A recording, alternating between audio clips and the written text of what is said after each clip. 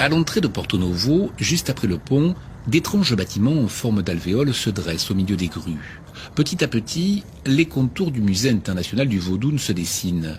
Ce lieu, avec ses formes originales, a été imaginé par le cabinet d'architectes ivoiriens Kofi et Diabaté. Ça rappelle beaucoup de choses. Ça rappelle, certains disent, les calebasses, qui est un élément important en culture vaudoune de façon large. Alain Godonou est le chargé de mission au patrimoine et au musée du président béninois. Mais aussi l'architecture Beta Maribé, on dit vulgairement l'architecture, disons, Tata Somba. Référence à ces habitats traditionnels du nord-ouest du Bénin. Ces bâtiments et au-delà ce lieu unique abriteront plusieurs salles d'exposition où seront présentées non seulement des pièces de la collection nationale béninoise, mais également des objets venus d'ailleurs. Ici et là, nous sommes en discussion avec les partenaires, discussions parfois conclues, pour avoir des objets significatifs des cultures vaudounes, notamment des cultures vaudounes hors du continent.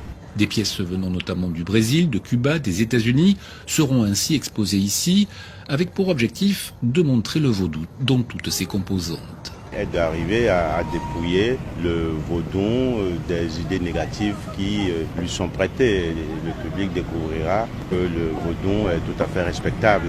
En ce mois de mai, le chantier bat son plein. Ce jeudi-là, des ouvriers posent de grandes plaques de terre ocre sur l'un des bâtiments. D'autres travaillent sur les fondations de la future déambulation. Il y a une circulation qui va se faire, ça sera protégé, une sorte de canopée qui sera faite. Donc ce sont les soubassements qui sont en train de faire pour tenir un peu les éléments de la canopée. Qui va faire que la promenade à l'intérieur du musée sera protégée. Outre la construction de cette canopée, il reste encore beaucoup à faire pour aménager les 16 000 m² du site. Le calendrier pourra-t-il être alors tenu?